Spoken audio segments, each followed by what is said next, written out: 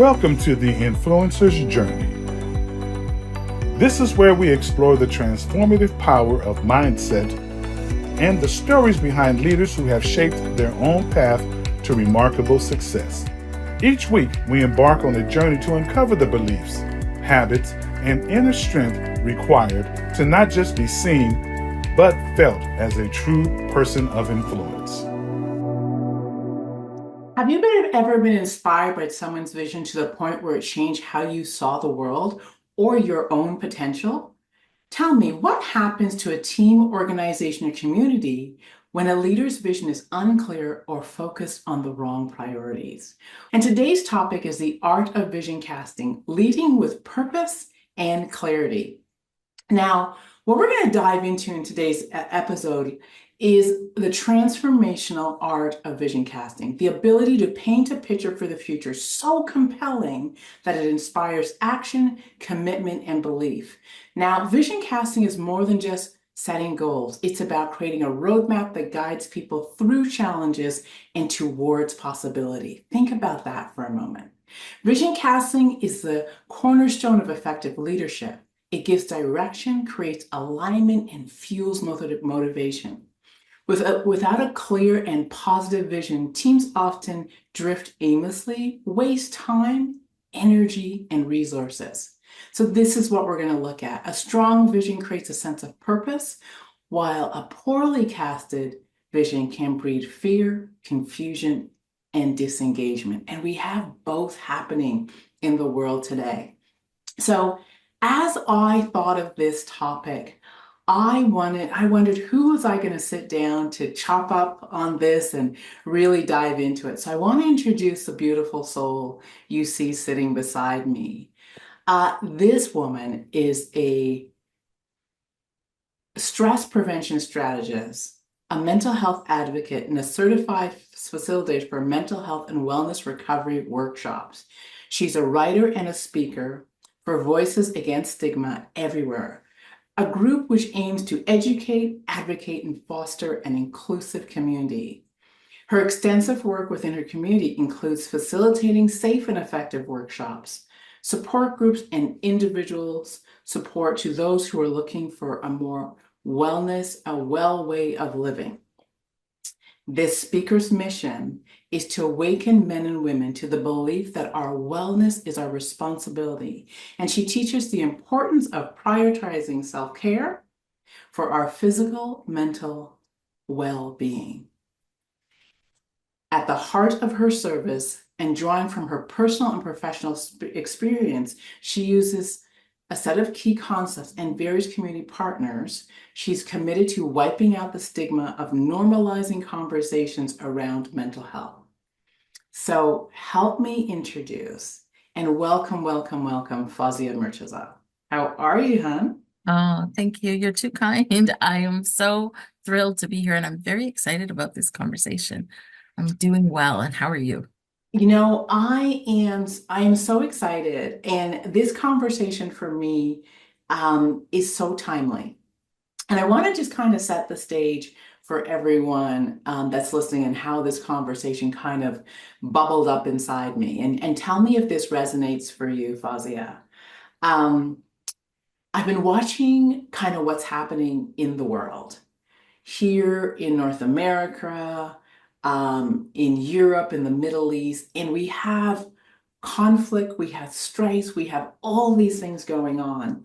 And I began to wonder about vision and what happens when leaders cast vision. And we can have visions that I'm calling inspirational and positive, and then we can have visions that I'm kind of coining unhealthy and a little bit negative. And I want to dive into that because people are probably sitting going, what? Unhealthy, negative visions? Yeah. And so before we get into it, I want you, if you can, my dear, to kind of just share with everyone your journey with one, understanding vision, and two, casting vision. Sure, absolutely. Um, how long do I have?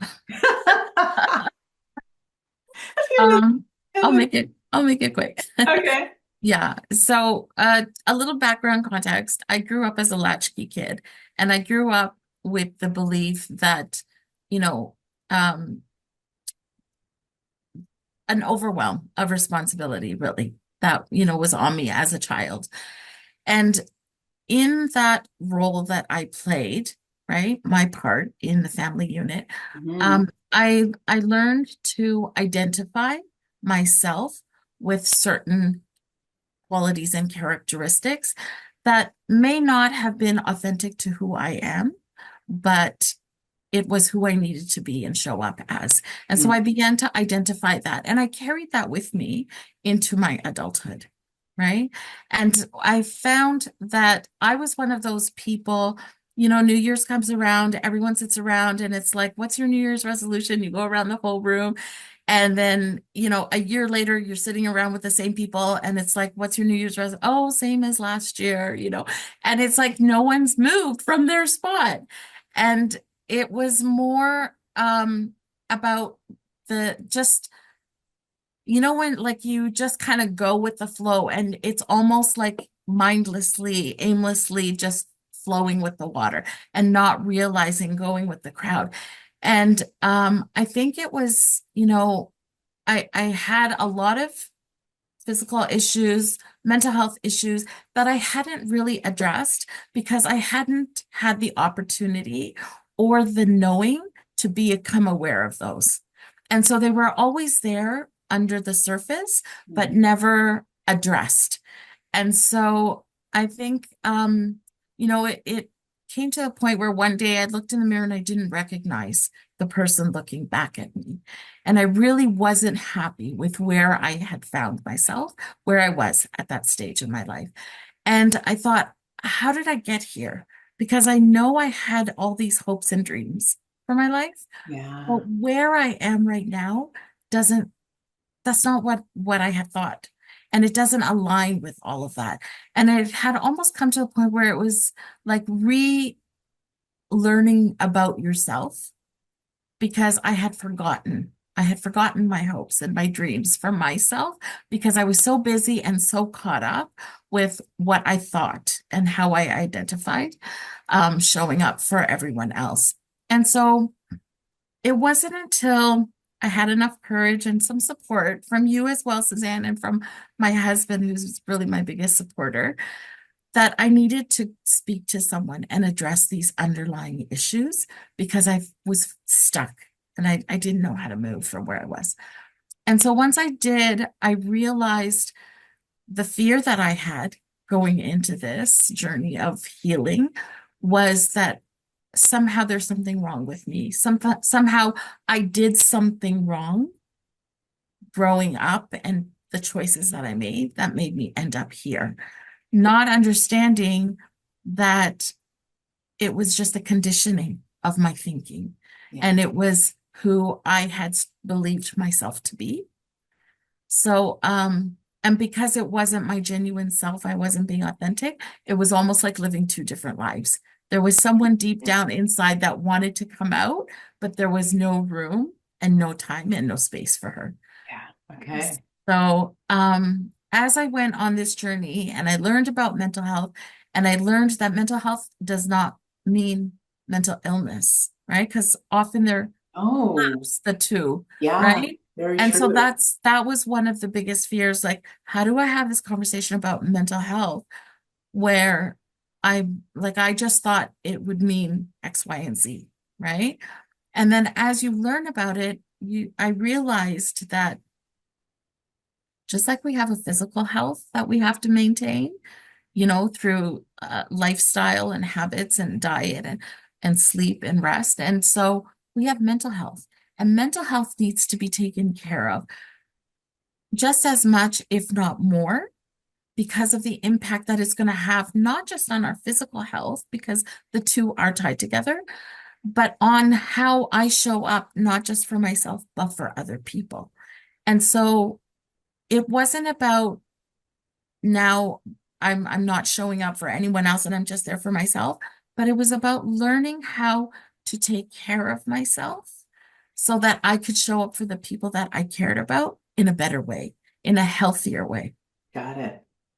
right? And so through all of that, I started to tell myself the stories that I believed about myself weren't true. And I started to rewrite those stories. And a lot of it has to do with the work that we've done together. Um, and learning how to cast a vision is something that I learned from you. So I went from making those annual resolutions that didn't get me anywhere to being able to cast a vision and really say, wow, I'm in a different place now at the end of the year. And then cast another vision and then move forward at the end of that year. And so it's just kind of continued from there. I love it. I love it. There's a few things I want to highlight. I love the fact that you made the distinction between mental illness and mental health. And I know in our conversations where you were stuck was the stigma around mental illness and truly collapsing that with mental health. Absolutely. Yeah.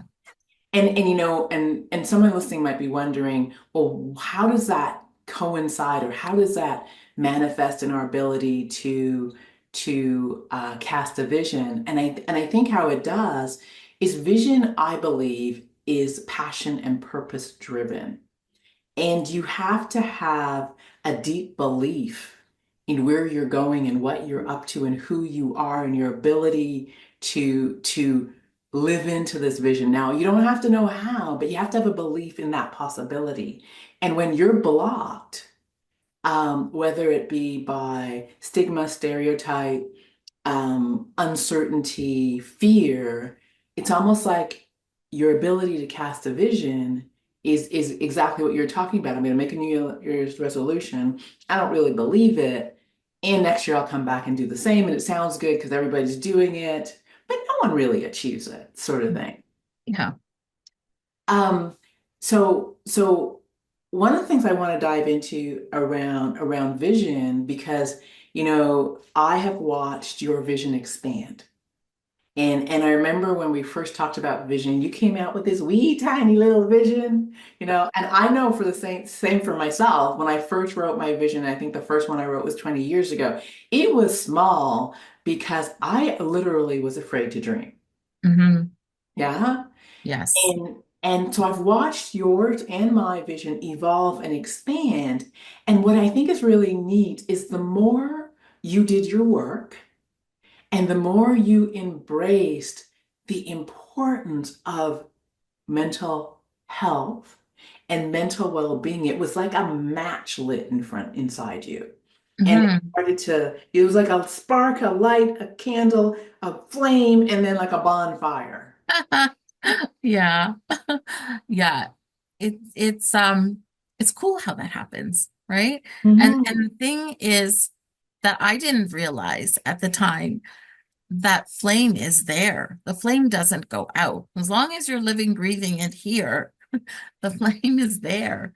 And so it's up to me to nourish and sort of feed that flame so that it can get brighter. And unless like you said it exactly, Suzanne, like when we talk about casting a vision, I mean, what's the first thing that we need to cast a vision is we need to know what we want. And Hmm. the reason I think that my New Year's resolutions never worked is because I could give you a list of all the things that I didn't want. But if I was asked, well, what is it that you want? Yeah, like would like all these things, but did I believe that it was possible for me? I Well, didn't think it was possible for me. that is so important for everyone that's listening. It's about one, knowing what you want versus what you don't want, because what you want is move forward, moving. I always call it you're moving to versus running from. And it's two very different energies. One is inspiration and one is pure fear. Yes. And so I love that distinction. And I think I also want to go back to you saying that, the candle is always there. And I know for myself that when that candle has that little light and you're not paying attention, it's you suffer. Yes. Like my suffering was a source of knowing I could do, I wanted more, knowing I was capable of more, yet I didn't have the belief to move forward. But I had this, it's almost like this conflict of I can, but there's all these things in the way. I can, but I don't know what I want. I don't know how, all that stuff. And it was creating great turmoil. Yes. And I just, if I can put a visual just to that point itself, how many times like we we've heard, oh, I'm in a dark place. Well, think about it. When you find yourself in a dark place, it's usually that you haven't nourished that flame and it's becoming dim, right? And what happens when the light becomes dim? It's dark. So when I say I'm in a dark place, I think a dark room because the light is so diminished. And as you nurture it, it's like that, there's a light at the end of the tunnel. Well, the light starts to show as we nourish it. So when we don't nourish it, we're in a dark place. And when you nourish it, you see the light at the end of the tunnel. Oh my goodness. Okay, so everyone buckle up because that's just an introduction to the conversation we're going to get into. So if you're just joining us, please buckle up, sit down. Depending on where you're joining us, make sure to comment, make sure to like our podcast, our page, and share with a friend. Let someone know that these conversations are happening and invite them back. All right, so if you're just coming in, welcome back to the Influencer's Journey Show. Our topic today is the art of vision casting, leading with purpose and clarity. My name is Suzan Hart, and I am sitting down with the beautiful Fozia Murtaza. So Foz, Yes. I have some questions from you, as you know. Um, so as you have kind of been it's been a few years now that your vision has been expanding, it's growing. What do you believe are some of the most critical elements of a powerful and effective vision? And what does it take to, one, craft it, and two, communicate a vision that moves people? That's a really good question. So, I think, like I said, the first couple of things would be knowing what you want, because you can't cast a vision for the future if you don't even have anything on your list of what you Yeah. want, right? Like you need to know where you want to go. So knowing where you want to go and really believing that that's possible for you, right? The logistics of it are not your concern right now, but knowing what you want and being focused and committed enough that um, you're going to be open to the resources that you need coming to you. Because oftentimes we say we're going to do something and we make a whole plan in our head and then things don't go as planned. And then it's like, okay, well, this is not working and we leave it. But maybe we don't know everything. Maybe we just need to keep ourselves open to learning as we go. And Mhm. so as we're learning new things, not only will the people show up that we're going to learn from, but through our conversations and through our activities, like the action that we're taking, I really believe that the solution and the pathway kind of opens up to us. And, making mistakes is something that I know I was afraid of, and I think many people are afraid of, but if you don't make a mistake, then there's no room for improvement. And if you want to change where your life is, you've got to do something different. And in order to do something different, you have to be willing to make mistakes, because I look at it as a process of elimination. So when I make a mistake, it's like, okay, that didn't work. What else can I try? And I continue to try until I get the thing that works. Yeah, it's so true. Recovering perfectionists, and of the worst kind, because I would not do something unless I knew it would be a slam dunk. and, Right? Yeah. and what would happen was I wasn't doing a lot because I was planning, crossing my T's, dotting my I's, going back. And by the time I had everything set, opportunities were gone, opportunities were missed. And so, embracing failure and redefining failure for myself, that's a whole other podcast, Yes. We have became, to do that one too. yeah, Yeah. became a big thing because it created space for me to learn, grow, and course correct. And that became so big. I think one of the things that, for me that I've learned, and I want to get a sense of what your thoughts on this, is that when I write my vision, I tell people all the time, it has to be in language. And when I communicate it to people, it has to be in language that people can see, they can touch, they can feel, they can taste, smell, visualize, anticipate, get excited about. I think that one of the reasons I love story and storytelling is because vision is just a big, juicy story that has not come to pass yet. And if you're able to tell it like a story, people get wrapped up in it. So what are your thoughts on that? Yeah, absolutely. When you're talking about all the senses, this is what I learned from you actually, is that, and that's how I can distinguish between casting a vision and the old me who was just doing setting the resolutions, because setting a New Year's resolution was really just lip service. You Yeah. just say it, but there's nothing attached to it. Maybe the commitment is there for a little while, but it's nothing that I ever grounded myself in. And so when you're casting a vision, I think the really what really distinguishes how you cast a vision is, are you committed to grounding yourself in it? And what that Um, means is again, talking to the people that you need to talk to, learning new skills if that's what you need to, unlearning, because I did a lot of unlearning, I'll tell you that much, because we don't realize that we need to unlearn old habits in order to replace them with new habits, right? And so as long as I was doing what I was doing, I was finding myself at the same place every year. But when I started to do things differently, there was a little shift. And even like a couple of degrees, when it expands out, it's like huge, right? It's a big step. So as long as you're taking even baby steps, but you're going in the right direction, it's mhm. okay. It doesn't have to be leaps and bounds. And you talked about having that fear because you were a recovering perfectionist.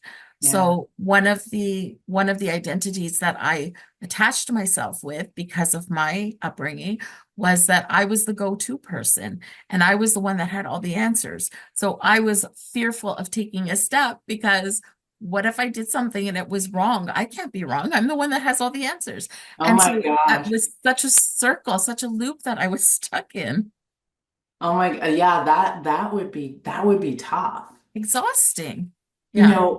I know for myself as I really began to dive into vision, one of the things that really was helpful for me, I recorded my vision. Like I read it and I put it to music. Yes, I did. I put it to music and in my own voice, and I listened to it when I was walking. I'd listen to it when I was just sitting quietly. I would listen to it consistently and persistently.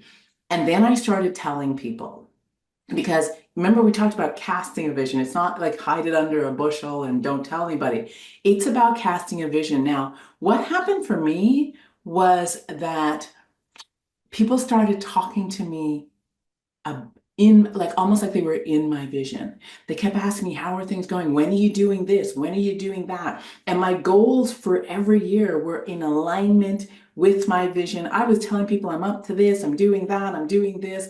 And I think for myself, it was being in my own conversation about what I was up to that almost kind of made it normal. Like people began to see me as a part of my vision. Yeah. And that's so important and so key. And right there, by doing that, you create new identities that not only you are attaching yourself to, but you're putting it out there. And so other people now see you this way, right? And Yeah. it's almost like, you know what's really cool is when you show up that way for yourself and you talk to other people and they start to see you that way, it's almost like a collective rooting for your vision to happen. It's a collective rooting for your vision, but it's a collective gentle accountability in my world. 100%, Because 100%. people were asking me, like, when are you doing this? How's this coming along? We know what's up with this. And it was like, oh my gosh, this is real. Like Yes, people are believing this is real. I know. And so what it actually challenged me to do was I would cast a vision at the, and then I would write my goals at the beginning of the year, and then I would start speaking it into existence and having people recreate it for me and at times expand it, give me ideas, and it was what pulled me forward. Yeah. You know, it's great that we're having this conversation. And I know through conversation, it may sound like it's a simple thing to do, but in full transparency, when I started to actually learn how to cast a vision and do this work, I never told anyone Mhm. because, you know, it was almost like leaving that back door open for myself or leaving it there for myself. So if no one knew, I could just exit this vision and no one would know, be the wiser, right? And because it's scary. It's scary to tell people and it's scary to say, this is what I'm up to Yeah. because um you're not there. Well, I wasn't there yet. And I felt like if I'm not there, how can I say that I'm there? But learning that casting a vision doesn't mean that I'm there now, but casting a vision means I am the person that is, or I'm preparing myself as a person to be the person to receive that vision. Yeah, yeah. It's that big question, and I know I've asked it to you, I asked it to all my clients, who are you required to become? Yes. And people are like, what do you mean? Well, the person who has the idea is not the person who actually completes the idea. There's a transformation that must happen. And so the big question is, who am I required to become? How am I required to grow? Where am I required to expand? What am I required to learn? And I think it's allowing yourself the understanding that this is messy. It's going to be really uncomfortable. I spend half my time afraid, healthy fear. Um, it's going to stretch me. It's going to challenge me. I'm going to have some wall kicking moments. I'm going to have some moments where I'm going to cry. I'm going to have some moments where a whole bunch of stuff is going to happen. I'm going to fail. I'm going to get back up. It is going to be a journey that is going to stretch me. And I think when I embraced that, because I like looking good, Foz. I Oh, love looking good. And when I figured out how messy this was going to be, and that I could be seen all in my own imperfection, that took a moment. That was it growth. it took a minute for me as well because I came to the realization that I had to you know, I think the scary thing, Suzanne, for me was not only how I look to other people, but how I look to myself. Yeah, Because again, I was still attached to those identities, right? I And love so that. when I talk about unlearning, it was about telling myself that I'm not required to show up how other people see me, but I'm required to Ooh. show up as who I am. And that may not align with what other people expect of me, but it's okay. Oh, I love that. I am not required to show up the way other people see me. I am required to show up as who I am. Yeah. And that is so powerful because that's often the reason we lose people. Yes.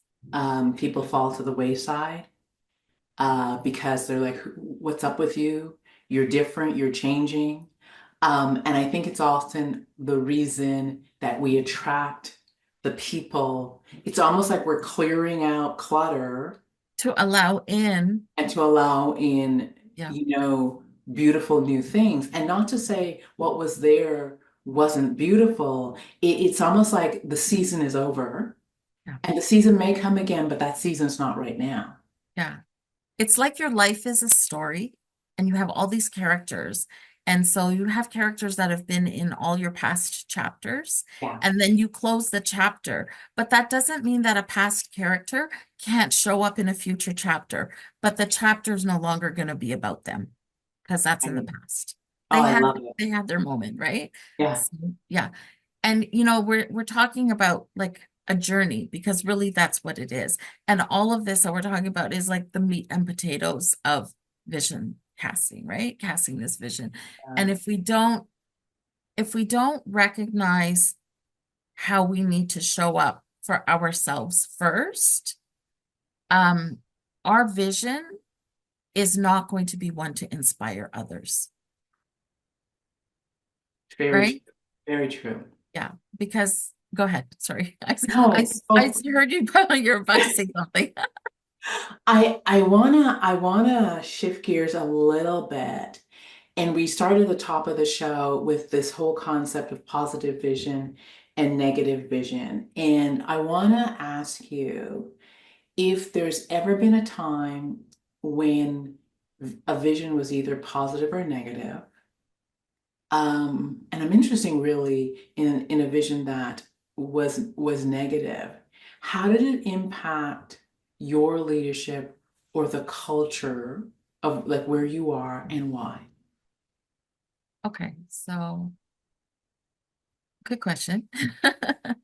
All right, full transparency. Mhm. So I had I had cast a vision for myself and for a team, and this is a past like business. Um, and so I had cast a vision of where I wanted to go with this, where I wanted it to take me, right? And I had a team, and I had cast this vision for each of them, but I hadn't done it with them. I just was like, this is where we're going. And without looking at or having conversations with each of them to see if they were attached to this vision. They're Could in we, alignment. yeah, are we doing this together? Are they aligned with this? Or are they, you know, it's not what they want. They're a part of it and they'll contribute, but it's not where they want to go. And so what ended up happening was, our vision, when cast properly, inspires people to follow, right? My vision that I had cast required me to push people uphill to go with me. Oh, So there was a lot of struggles, right? And as much as I wanted something for someone else, unless that person wants it for themselves, it's there's no point in it. It's not going to go anywhere. It's not sustainable. And so the vision that we make, that we put out, and we're saying we're casting a vision for ourselves, but really our vision is going to impact the people that are around us. And so I love how you said about having, conversations with people and letting them know what you're up to. Because when we have those conversations, we allow space for someone else to say, oh, this is what I want to do. And then maybe we can collaborate. And yeah. so then we move forward together. You're bringing up such a powerful point, and this show is it's called The Influencer's Journey, and it really is asking the question about how do you lead from a place of influence, and I think when we get into positions, and we have job descriptions, and we have titles, and we have authority, and we have all those things. This is very much what I think North America and a lot of the world sees as leadership. I'm in charge. I have a vision. I'm going to tell you what to do, and you're going to come. Yeah. And and I think really we're not leading people. We're managing and directing and coercing, and as you said, pushing them uphill. And Yeah. it's hard. and it's struggle and it's painful and it takes a lot of not fun energy. Yeah. And I know for myself, the more I dug into leadership and I realized that it was my ability to inspire and influence others, I really got this understanding of the power of storytelling, the power of casting a vision, the power of this thing called enrollment. And we've both been in courses where they talked about enrollment, and I didn't really get it then.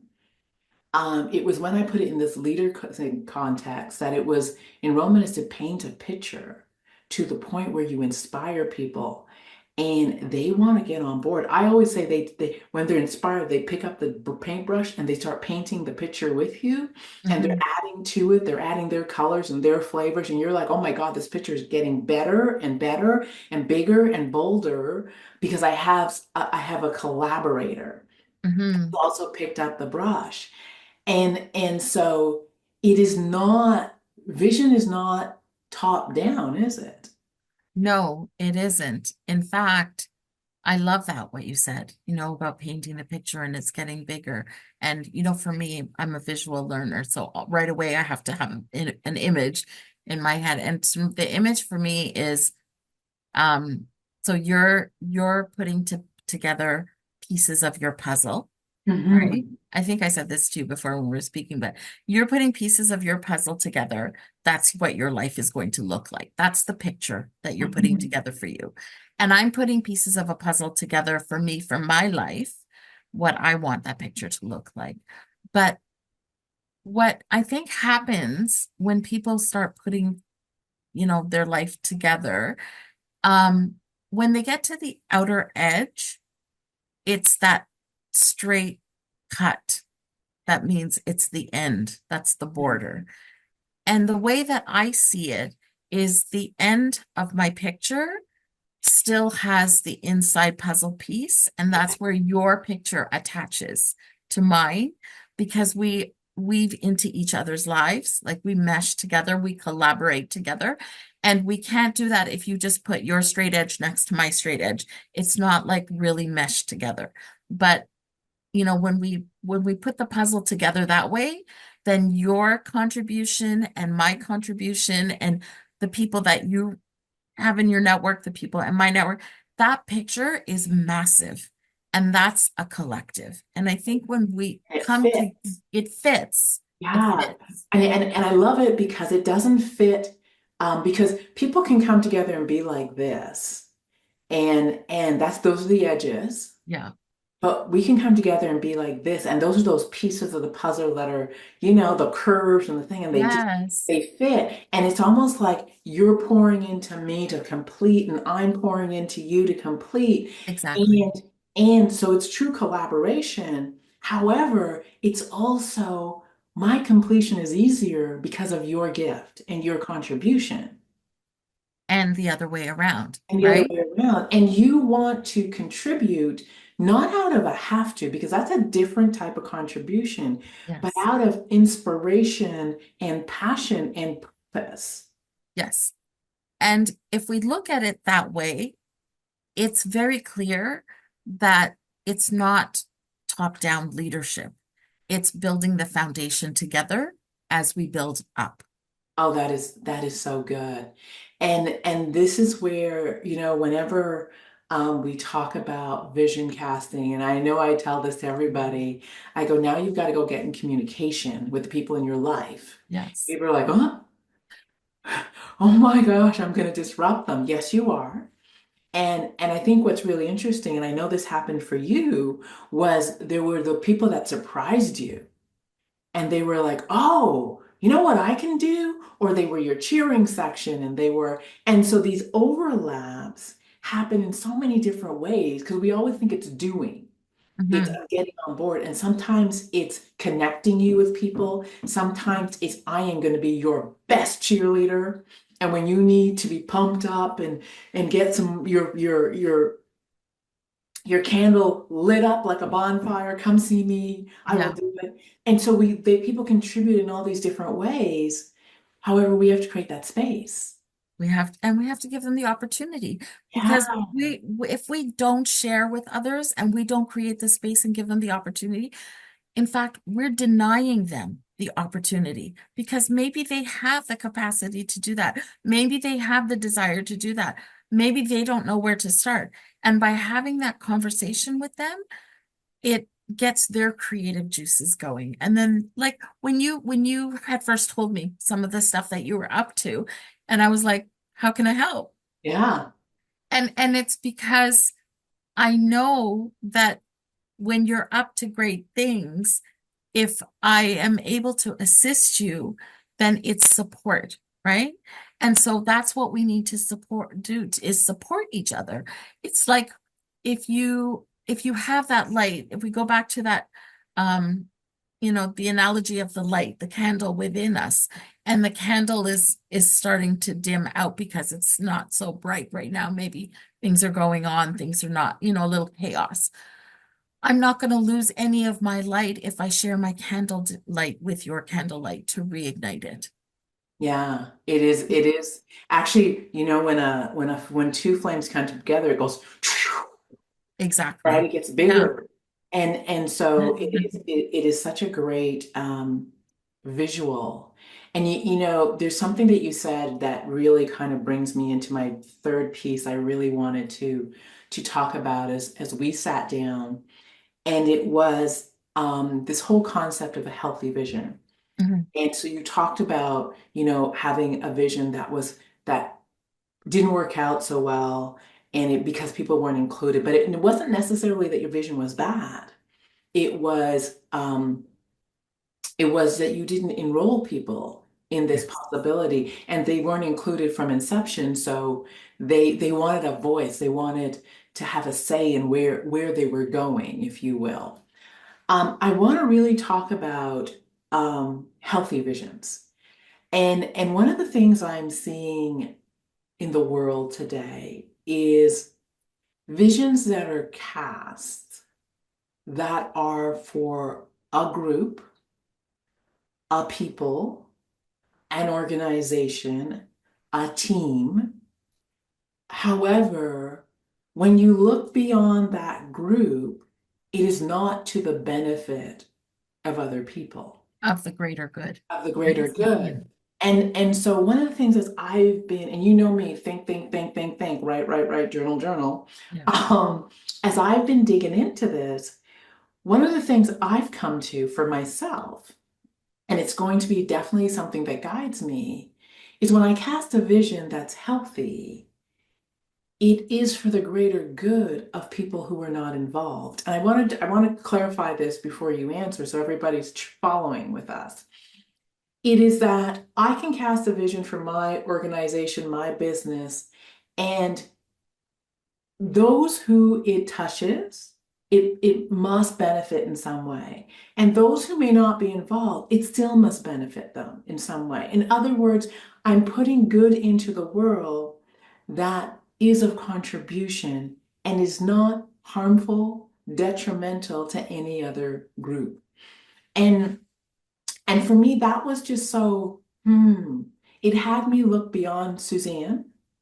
It had me look beyond Suzanne's business, Suzanne's company, Suzanne's race, Suzanne's gender, to really ask myself, is where I'm going and what I desire and the visions I'm casting truly for the greater good? It's a huge question. However, it has impact. It does have impact, and it is a huge question, and it's one that we need to continuously ask ourselves, right? Like, even when we're casting a vision, and we think that vision is like just for us, if we're talking about it being a positive vision, if we talk about how do I make this successful, how do I, you know, execute my actions in a way that I'm actually going for this. And we have to keep it in front of us at all times. And Ah, I think that when you keep the goals of not just yourself, but the impact that it's going to have on others, in front of you at all times, it's almost like it guides you, mhm. because you don't lose sight of what you're what your vision is. But when you don't have it in front of you and you're going on with your day, you may very easily get detoured in another direction. And because you don't have that in front of you, you wake up one day and you find yourself over here and wait, the vision I cast was way over there. So you're not in alignment. Like you have to stay, it has to be in check in front of you all the time so you can stay aligned with it. That's one thing. The other thing, I think a lot of what we're seeing in the world right now, and these, there's a lot of leaders and organizations and a lot of places that are casting these visions for the world, but it's not inclusive. No. And the problem with creating a vision that isn't inclusive is that what you put out into the world is going to come back to you. And Absolutely. so it's not sustainable.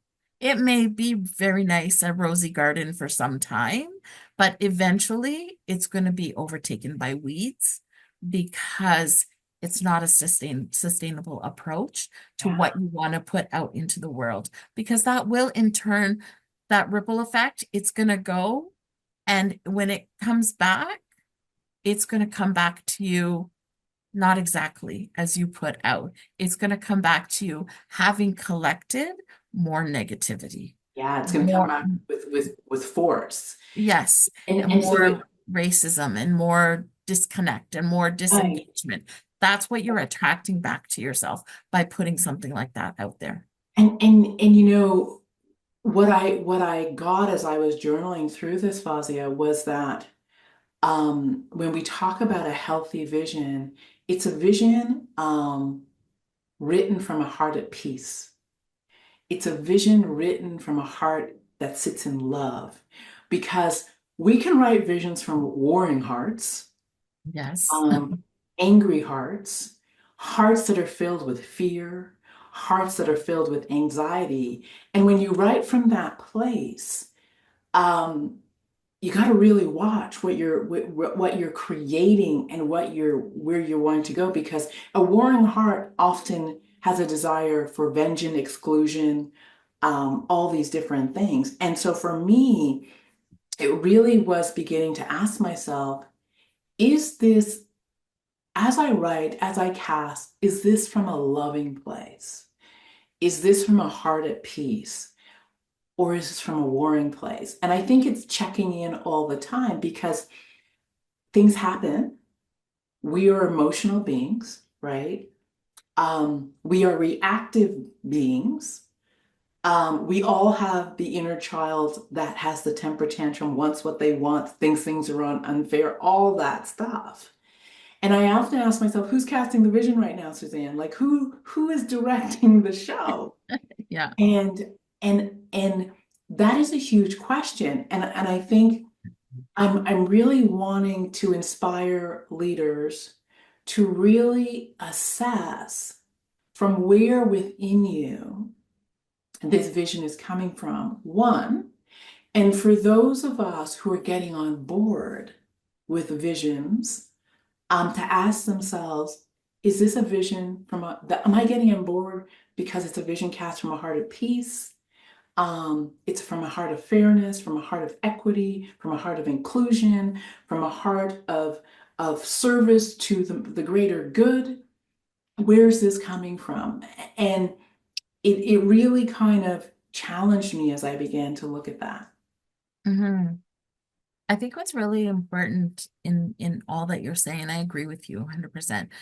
When the visions are cast from that place of fear and that place of like, uncertainty. Well, actually not uncertainty, because sometimes we can cast a vision from a place of uncertainty, but it's not a negative vision. So Right, when absolutely. these negative visions are cast, let's just name them what they are. These negative visions are cast, they're they're coming from a place of control, Mm, of wanting to control. And so we know for someone that wants to control what is going on with them, because what we see and what's going on internally are two very different things. And so when we see someone that is casting a vision, and the underlying of that is because they want to have control of the outcome, and they want to have control over, other people and other things and other decisions, and really lead from that place. What happens is, not only is it that negativity that's going to end up coming back to them with a force, but what ends up happening is they're putting up all of these walls where they're closing themselves off. Because when we cast a vision from a place like that, we're not open, we're not loving, we're not giving, We're not we're listening. we're not listening, and we're not open to receiving. And when you cast a vision, it's not something that you can just do on your own. In order for your vision to be cast, there will be other players in Well, that game. I think there will be other players, and I think it's the players that you will attract will Yes, also be at that negative place with you. And exactly. I know clear transparency right now is when I have a desire to control, and I can become super controlling. When I sit with myself, I realize I feel disempowered. I'm stressed, and stress is a result of not having control. I Yes. can't control the outcome. I can't control the answer. Um, Someone's not giving me what I want. People aren't doing what I want them to do. I feel like my resources are threatened. They're not really. I feel like my access is threatened. That isn't really. Um, but I feel like what is for me is threatened, which is so untrue because what is for me is for me. And so when I sit back and I think, when I want to control others or outcomes, it is because deep inside, I feel disempowered and out of control myself. Mm-hmm. And is that a place to cast a vision from? Yeah. Because really, what I need to do is need to go do my inner work Yes. before I can cast anything and go outward. Yes. The inner stuff. Yeah.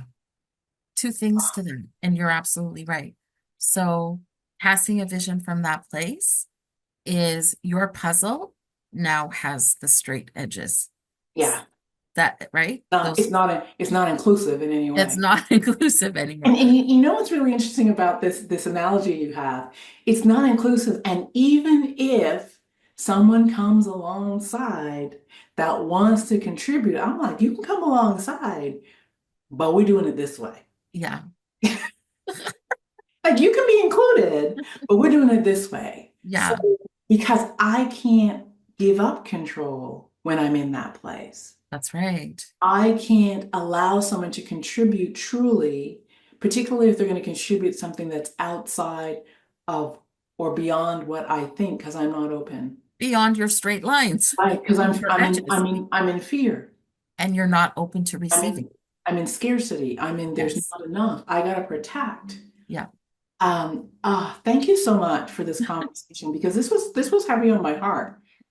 Um, because I'm looking all around me, and there's so much going on right now. And the puzzling thing for me where how people are jumping on board with visions and situations that I'm like, wow. And my challenge to everyone is to do your inner work before you say, yes, I'm with you. Like ask, why am I with you? Hmm. Because when I am on board and it is juicy and I feel abundant, it is a totally different energy than when Yes. I'm in fear and feeling like I'm out of control and need to regain control. Yes. So can I add something to Oh that? my gosh. Add the last words, The Fozia. last words. Okay. So when we are casting a vision from fear, and we've got those straight edges to the puzzle, so nothing can get in, and we're not open to receiving, right? And what ends up happening if nothing is getting in because those walls are put up, that means everything that we're putting out is going to end up hitting the wall and come back to us. It's not sustainable. And what happens is there's an internal implosion, right? It's going to come down from the inside. And, That's and, not, it's interesting because history has told us that time and time again. When you cast visions that exclude a group, exclude a gender, exclude whatever, there's an uprising. we've seen empires crumble in the past. Right. History shows us, right? So there's an implosion from, because of that. The other thing is when we cast the opposite of that. So when we cast a vision out of service and love and giving and sharing, right? Because that's what we see putting out is not just good for us, but good for everyone. So the greater good, Right. there's no limit to how far that reaches, because as it's going that energy and it hits another energy that it aligns with, it's going to set it off in another direction. So we can spread that around the world just by showing up a certain way for ourselves and those around us. And you're talking about the law of divine oneness. Like Yes. we are all interconnected. Interconnected. That's the And puzzle. Yeah. it's almost like we ripple off each other. Yes. And it vibrates out. And when it doesn't meet resistance, it meets expansion. Yes. Woo! Well, we gonna stop right there. Oh my goodness. All right. Well, I'm gonna leave everyone with the thought of the week. The question isn't whether you are casting a vision, but what kind of vision you're creating and how it shapes those you lead. That's what we're going to leave you with. Oh my goodness. So thank you for joining the Influencers Journey show. We will be back here next week. And until then, please know you are blessed.